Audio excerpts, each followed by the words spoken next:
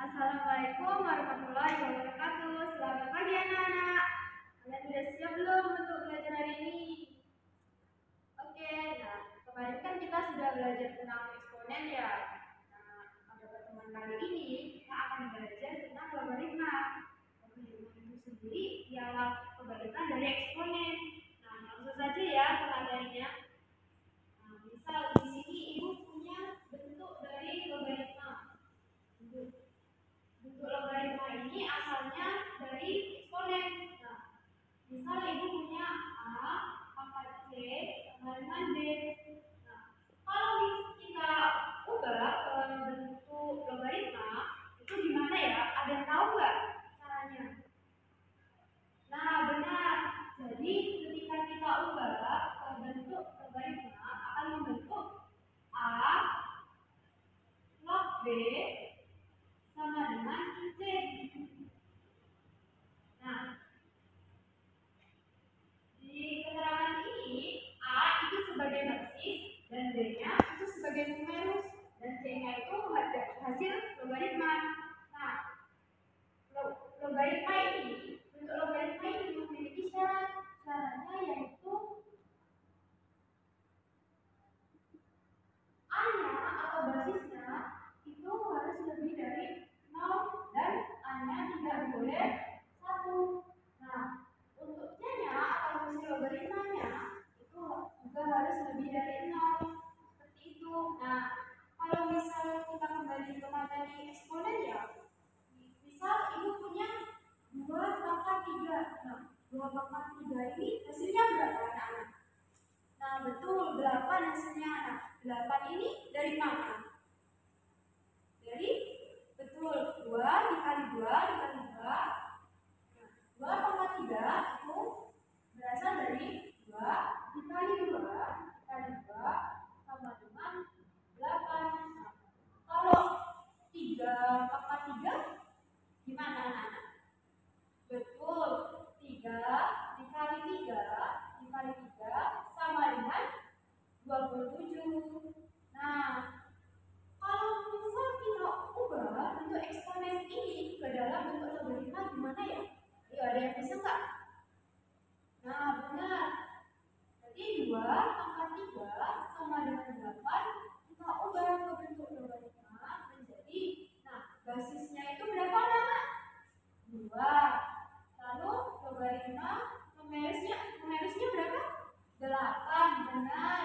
Sama dengan 3. Nah, kalau yang 3/3 sama dengan 27 ini gimana anak-anak? 3/3 sama dengan 27 jika diubah ke bentuk logaritma akan menghasilkan bentuk seperti gimana? Basisnya berapa? Kalau 3/3 sama dengan 27? 3. Benar. Lalu numerusnya 27 sama dengan 3. Nah, kalau misal ibu punya 4 log 16 itu sama dengan berapa anak? Ayo, 4 log 16 itu sama dengan, betul, sama dengan 2. Nah, kalau kita ubah ke bentuk eksponen jadinya gimana? Jadinya A-nya berapa kalau dari sini? A-nya, betul, 4/2 sama dengan 16. Nah, sampai sini kalian bingung nggak? Kok masih bingung sama logaritma ya? Nah, kalau kalian masih bingung ya, jadi logaritma ini maksudnya kan kalau 2/3 itu sama dengan 8 ya. Nah, kalau di logaritma ini 2 pangkat berapa yang hasilnya 8? Jadi 2 pangkat berapa ya yang hasilnya 8? Kan 3 ya. Nah, jadi 2 log 8 ini sama dengan 3. Lalu untuk yang 3/3 sama dengan 27, jika diubah ke bentuk logaritma akan membentuk hasil seperti ini. Nah, maksudnya 3 pangkat berapa yang hasilnya 27? Nah, hasilnya kan 3 ya. Nah, begitu. Nah, kalau yang ini 4 pangkat berapa yang hasilnya 16? 2 kan? 4/2 hasilnya 16. Begitu anak-anak. Nah, dari penjelasan ibu tentang bentuk eksponen diubah ke bentuk logaritma ada yang ditanyakan nggak? Atau ada yang masih dibingungin? Udah. di logaritma ini ada yang namanya logaritma umum. Logaritma umum itu apa sih, Bu? Nah, logaritma umum ini adalah logaritma yang memiliki basis 10. Jadi bentuknya itu seperti ini. 10, misal 10 log B. Nah, 10 log B ini adalah logaritma umum. Nah, 10 log B ini bisa kita tuliskan juga sebagai log B saja. Nah, kenapa kok log B saja? Karena kalau misal kita ketemu logaritma bentuknya seperti ini, log B saja tanpa ada dituliskan basisnya, berarti log B ini punya basis 10. Jadi bentuk ini adalah logaritma umum. Seperti itu anak-anak. Sampai di sini paham? Oke. Nah, tadi Ibu kan sudah menjelaskan ya tentang definisi logaritma. Logaritma itu kan awalnya dari eksponen ya. Sekarang kita akan membahas tentang sifat-sifat logaritma. Sama seperti halnya eksponen, logaritma itu juga punya beberapa sifat-sifat. Nah, sifat-sifat ini akan memudahkan kalian ketika mengerjakan soal nantinya. Nah, ada sifat logaritma yang pertama itu ada A, log A itu sama dengan 1. Nah, biar kalian sudah memahaminya, kasih contoh ya. Contohnya, misal karena ini basis dan garisnya sama, Ibu misal ambil 2 ya. Berarti 2 log 2 itu sama dengan 1. Kan 2 dipangkatkan berapa yang hasilnya 2? Kan itu 2 pangkat 1 ya.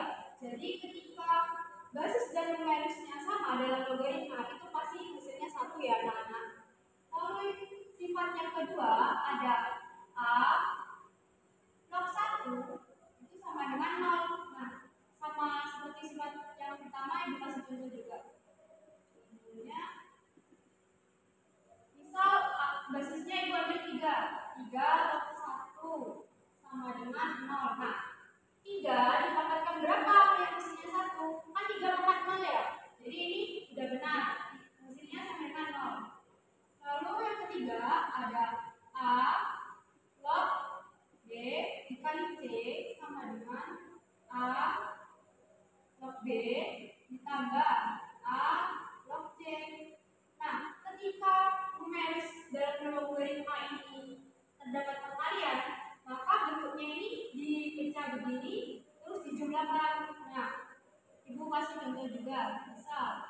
Contohnya misal 2 log 6. Nah, 2 log 6 ini bisa kita jabarin 2 log 2 dikali 3. Nah, 2 log 2 dikali 3 ini kita bisa tulis 2 log 2 ditambah 2 log 3. Nah, dari sifat yang pertama 2 log 2 itu berapa anak-anak?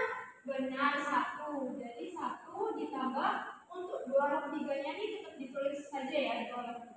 Karena kalau dioperasikan pasti hasilnya koma-koma. Jadi kita tulis saja 2 log 3. Nah, lalu yang keempat ada sifat A log B per C itu maka A log B dikurangi A log C. Nah, sama halnya seperti yang perkalian ya.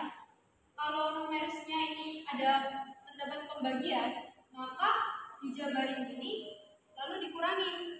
Nah, kasih contoh juga.